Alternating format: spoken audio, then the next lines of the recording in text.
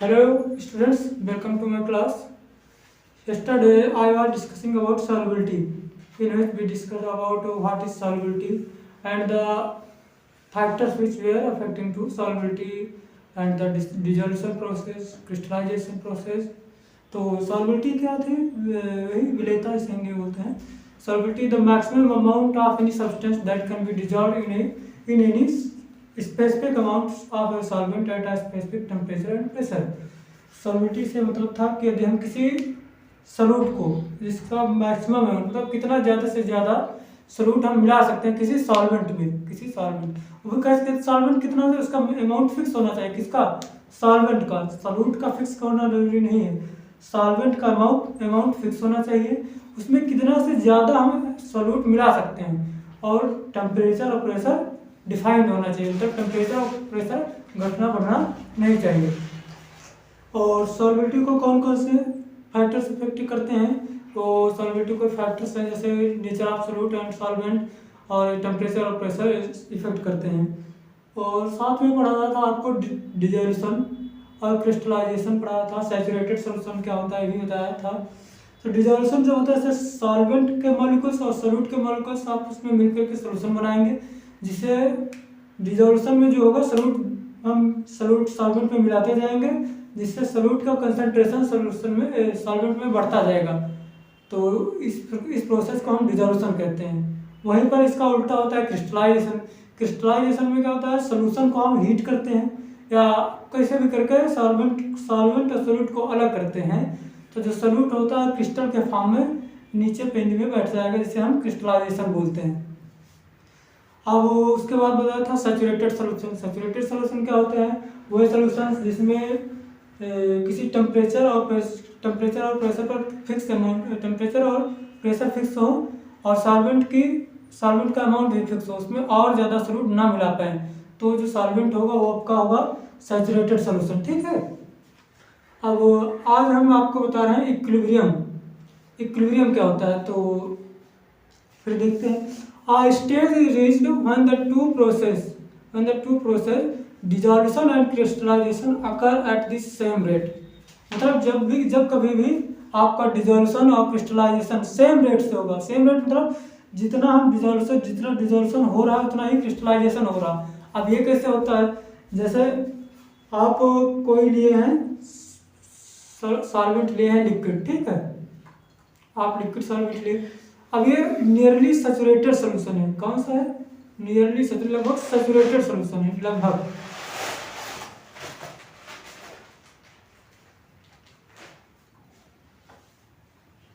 Nearly saturated solution है. Saturated solution है मतलब इसमें ज़्यादा और हम नहीं मिला सकते हैं, ठीक है.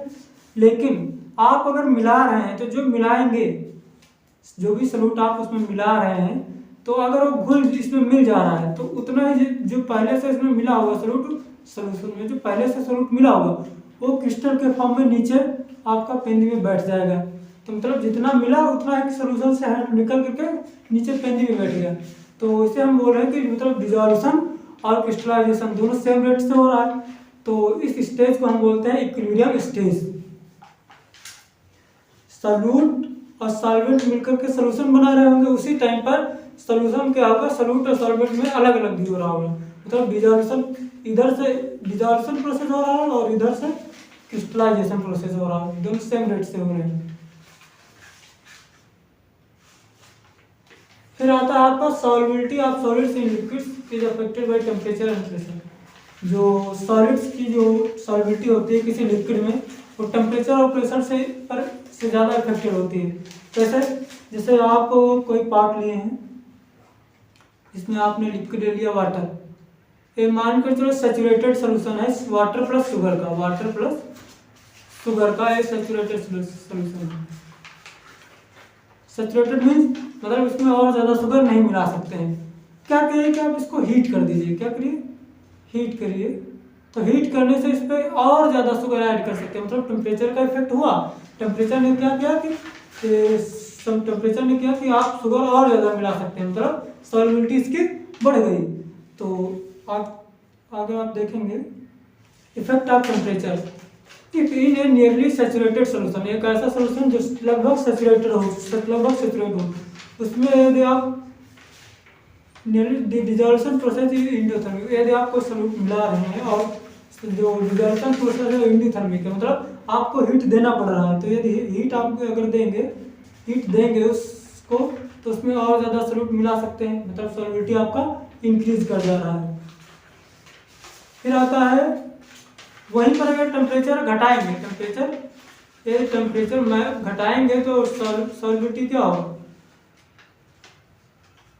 सॉल्युबिलिटी भी डिक्रीज करेगा, सॉल्युबिलिटी भी आपका डिक्रीज करेगा। और टेम्परेचर बढ़ाने पर सॉल्युबिलिटी आपका बढ़ेगा, सॉल्युबिलिटी भी आपका बढ़ेगा, ठीक है। फिर आता है effect of pressure on solubility of solids in liquid, मतलब जो प्रेशर है वो सॉलिड की सॉल्युबिलिटी किसमें, लिक्विड में, उस पर को कैसे इफेक्ट करती है। तो हम जानते हैं कि जो सॉलिड्स और लिक्विड होते हैं हाईली इनकम्प्रेसिबल होते हैं, तो इनको बहुत ज़्यादा दबाया नहीं जा सकता है। आप किसी सॉलिड जैसे दीवार वाले उसको कितना दबा सकते हैं, नहीं दबा सकते हैं। लिक्विड को जो एक लिक्विड अगर किसी कंटेनर या किसी पार्ट में ले रहे हैं, डिस्टेंस से उसको दबा रहे हैं तो बहुत ज़्यादा नहीं दबा पाएंगे, बिल्कुल माइन्यूट सा ही दबा पाएंगे। तो that's why the solids and liquids are highly incompressible. तो there is no significant effect of pressure on the solubility of solids in liquid. Pressure does not have any significant effect on solubility of solids in liquids. It is so because solids and liquids are highly incompressible. Highly incompressible मतलब इनको बहुत ज़्यादा दबाया नहीं जा सकता, बिल्कुल थोड़ा सा ही दबा सकते हैं आप। Practically remain unaffected by change in pressure, मतलब किसी सॉलिड और लिक्विड पर जब जितना भी प्रेशर लगाने से वो प्रैक्टिकली चेंज नहीं होते हैं, मतलब उनमें कोई बदलाव नहीं आने वाला। फिर आता है solubility of gas in liquid. अभी तो हमने पढ़ा है solubility of solids in liquid. Solubility of solids in liquid मतलब किसी सॉलिड को लिक्विड में मिलाएंगे तो कितना ज़्यादा सॉल्यूट किसी फिक्स अमाउंट ऑफ सॉल्वेंट में मिला सकते हैं, वो होता है सॉल्युबिलिटी। वो भी टेम्परेचर और प्रेशर फिक्स होना चाहिए, ठीक है। तो वो था solubility of solids in liquid. अब हमको पढ़ना है solubility of gases in liquids, solubility of gases in liquids. तो solubility of gases in liquid मतलब कितना ज़्यादा आप गैस, कोई गैस है तो सॉल्यूट का काम करेगी, लिक्विड आपका सॉल्वेंट का काम करेगा, कितना ज़्यादा आप गैस उस लिक्विड में मिला पा रहे हैं। कब? टेम्परेचर और प्रेशर फिक्स होना चाहिए, अमाउंट ऑफ सॉल्वेंट फिक्स होना चाहिए। तो सॉल्युबिलिटी होगी ऑफ गैसेस इन लिक्विड्स। तो इसका हम डिफिनेशन लिख सकते हैं, the maximum amount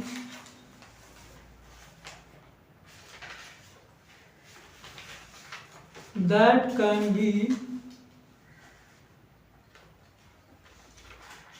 dissolved in a fixed amount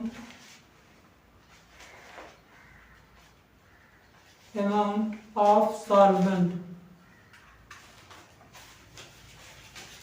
The maximum amount of gas that can be dissolved in a fixed amount of solvent at a fixed temperature and pressure. At a fixed temperature and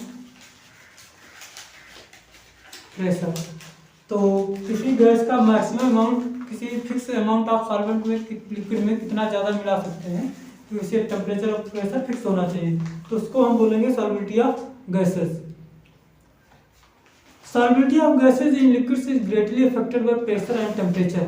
जो gases की solubility होती है वो भी आपका temperature और pressure से affected होती है, मतलब टेम्परेचर और प्रेशर काफ़ी ज़्यादा इफेक्ट करेंगे solubility of gases in liquids. The solubility of gases increases with increase of pressure. Gases की जो सॉल्युबिलिटी होती है वो प्रेशर को इंक्रीज करने पर इंक्रीज करेगी। तो इसको हम आगे बताएंगे भी।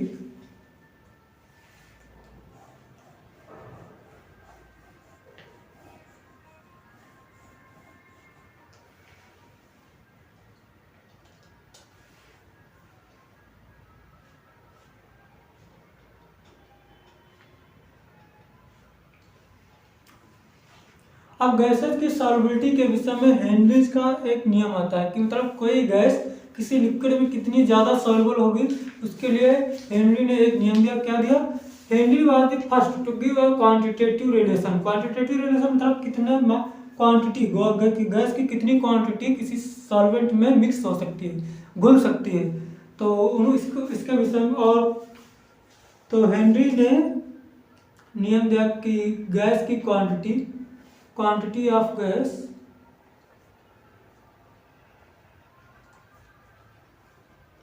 और प्रेशर, इसके बीच में एक रिलेशन फिक्स किया। किसने? हेनरी ने। कि किसी प्रेशर पर गैस की कितनी मात्रा लिक्विड में डिजॉल्व हो सकती है। तो उन्होंने बताया Henry was the first to give a quantitative relation between pressure and solubility of a gas in a solvent which is known as Henry's law. The law states that at a constant temperature, किसी temperature constant हो, at a constant temperature, the solubility of a gas in a liquid is directly proportional to the partial pressure of the gas present above the surface of liquid or solution। अब जैसे आप एक pot ले लीजिए, ठीक है, इसमें आप लिक्विड ले रहे हैं, ये आपके लिक्विड हो गए।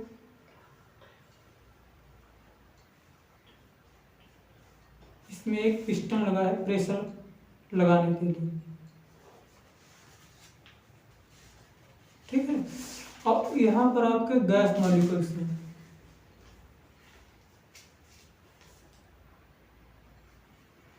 कुछ लिक्विड में मिले हुए गैस के मॉलिक्यूल्स हैं, ठीक है। मान के चलो अभी आपका प्रेशर पिस्टन की कोई जरूरत नहीं है,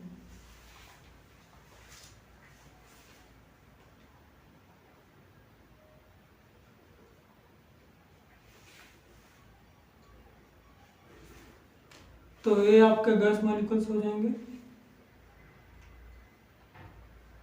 जो इस लिक्विड के सरफेस के ऊपर प्रेजेंट है और कुछ लिक्विड में प्रेजेंट है, ठीक।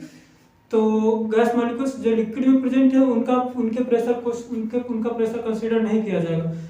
वह गैस मॉलिक्यूल्स जो सरफेस के ऊपर प्रेजेंट है, ये वाले गैस मॉलिक्यूल्स जो सरफेस के ऊपर प्रेजेंट है, इनका पार्शियल प्रेशर होगा। पार्शियल प्रेशर क्यों ले रहे हैं? आपका जो लिक्विड है, ये आपका लिक्विड है, तो लिक्विड भी वेपर बनेगा कि नहीं बनेगा? कोई भी लिक्विड है, वाटर जैसे है आपका, तो किसी रूम टेम्परेचर पे भी थोड़ा थोड़ा वाष्पित होता रहता है। तो जो ऊपर लिक्विड के ऊपर जो सरफेस के ऊपर गैस मॉलिक्यूल्स और वाटर के भी मॉलिक्यूल्स होंगे, वेपर के फॉर्म में गैस मॉलिक्यूल्स भी होंगे और वाटर के फॉर्म में होंगे। तो जो गैस के मॉलिक्यूल्स होंगे वो प्रेशर अपना लगाएंगे और जो वाटर मॉलिक्यूल्स होंगे वो भी अपना प्रेशर लगाएंगे। तो दोनों का अलग अलग जो प्रेशर होगा उसे हम पार्शियल प्रेशर बोलेंगे। क्या बोलेंगे? Partial pressure. गैस के मॉलिक्यूल्स के द्वारा कितना पार्शियल है? वो गैस का पार्शियल प्रेशर है। जो वाटर के मॉलिक्यूल्स द्वारा प्रेशर लगाया जाएगा वो वाटर का पार्शियल प्रेशर होगा, ठीक। तो इसीलिए हम यहाँ पर केवल प्रेशर नहीं कंसीडर करेंगे, पार्शियल प्रेशर कंसीडर करेंगे। पार्शियल प्रेशर मतलब जो केवल गैस के मॉलिक्यूल्स के द्वारा प्रेशर लगाया जा रहा है उसे हम पार्शियल प्रेशर ऑफ गैसेस। तो यहां पर कह रहा है the law states that at a constant temperature, किसी कांस्टेंट टेम्परेचर पर। अब कांस्टेंट टेम्परेचर क्यों लिया है? अब अगर आप इसको हीट कर देंगे इस वाले को, तो इसमें जो गैस मॉलिक्यूल्स होंगे यहाँ से उठकर ऊपर आ जाएंगे या फिर वाटर मॉलिक्यूल्स भी वह वेपर ज़्यादा बन जाएंगे, तो पार्शियल प्रेशर ऑफ गैसेस और पार्शियल प्रेशर ऑफ वाटर बढ़ जाएगा। तो टेम्परेचर हमको फिक्स रखना है। तो the solubility of gases in a liquid is directly proportional to the partial pressure.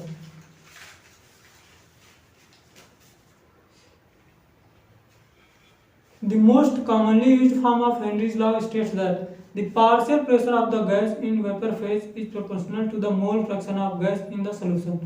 मतलब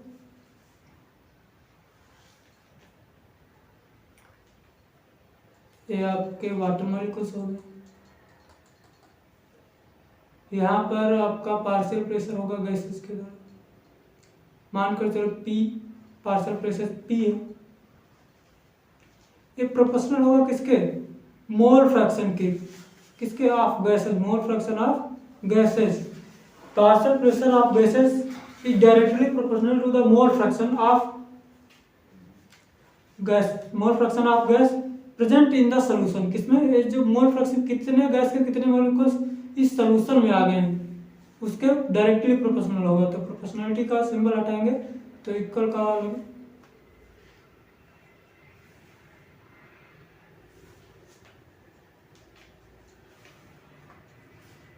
इक्वल का सिंबल लगाएंगे और एक कांस्टेंट लगाएंगे KH into x, where KH is the Henry's law constant।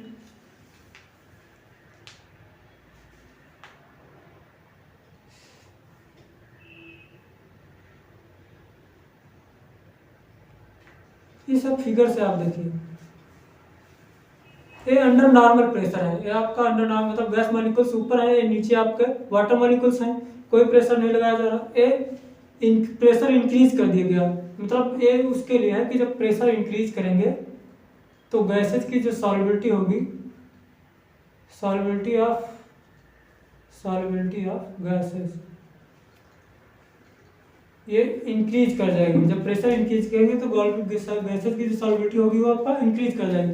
तो जैसे यहाँ पर देख रहे हैं कि ये गैस मॉलिक्यूल्स हैं आपके सभी, जो रेड कलर से दिखाए गए, ये वाटर मॉलिक्यूल्स हैं। तो पहले तो कोई भी मॉलिक्यूल्स इसमें वाटर में नहीं है, लेकिन जैसे ही प्रेशर बढ़ाएगा तो जो गैस के मॉलिक्यूल्स ऊपर थे नीचे कुछ वाटर में आ गए, मतलब अब सॉल्युबिलिटी गैस के मॉलिक्यूल्स वाटर में सॉल्युबल हो गए, मतलब सॉल्युबिलिटी गैसेस की क्या हो गई, इंक्रीज हो गई। तो प्रेशर बढ़ाने पर the solubility of gases increases. Different gases have different KH values at the same temperature. अभी आपने पढ़ा कि P equals to KH into x, ठीक है। यहाँ से अगर KH निकालने की कोशिश करें तो एक P डिवाइडेड बाई एक्स होगा, जहाँ पर P है आपका पार्शियल प्रेशर और एक्स है मतलब मोल fraction of gas in the solution, ठीक है।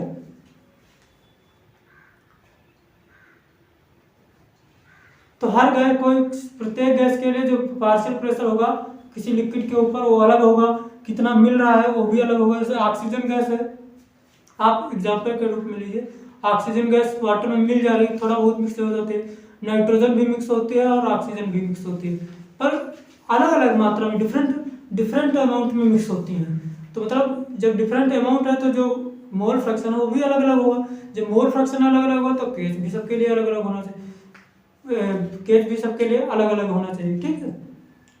This suggest that KH is a function of the nature of the gas, मतलब कौन सी गैस है उस पर डिपेंड करेगा कि उसके लिए KH क्या होगा, ठीक।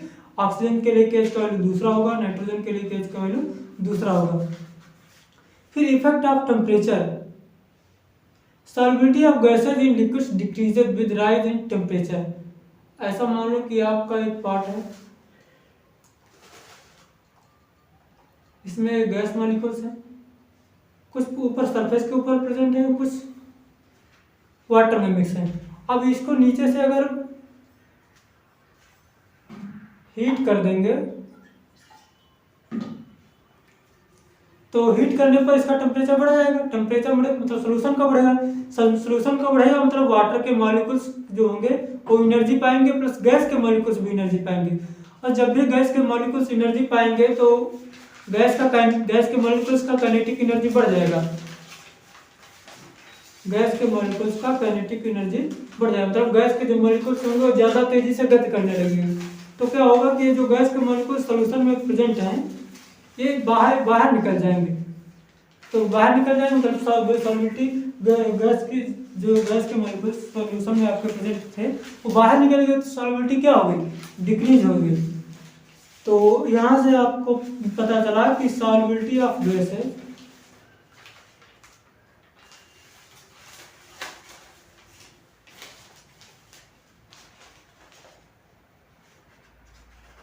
decreases by increase in temperature, जबकि सॉलिड की सॉल्युबिलिटी इसका उल्टा था कि सॉल्युबिलिटी ऑफ सॉलिड्स इंक्रीजेस,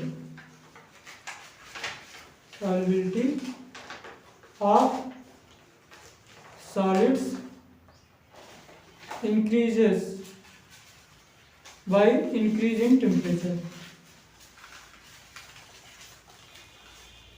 कैसे? जैसे आप शुगर को लिक्विड में मिला रहे थे, तो जब जैसे ही टेम्परेचर बढ़ाएंगे तो और ज़्यादा शुगर मिला सकते थे, वहाँ पर शुगर सॉलिड था, तो सॉलिड की जो सॉलिबिलिटी होती है टेम्परेचर बढ़ाने से बढ़ जाते हैं, और लिक्विड में किसी गैस को सॉल्व करते हैं, मतलब गैसेस की जो सॉलिबिलिटी होती है वो टेम्परेचर बढ़ाने से घट जाते हैं। क्यों घट जाती है? गैस के मॉलिक्यूल्स एनर्जी मिलेगी, गैस के मॉलिक्यूल्स की काइनेटिक एनर्जी ज़्यादा हो जाएगी, जिससे ज़्यादा मूवमेंट करेंगे और सॉल्यूशन से बाहर निकल जाएंगे। ठीक है, तो सॉलिबिलिटी ऑफ गैसेस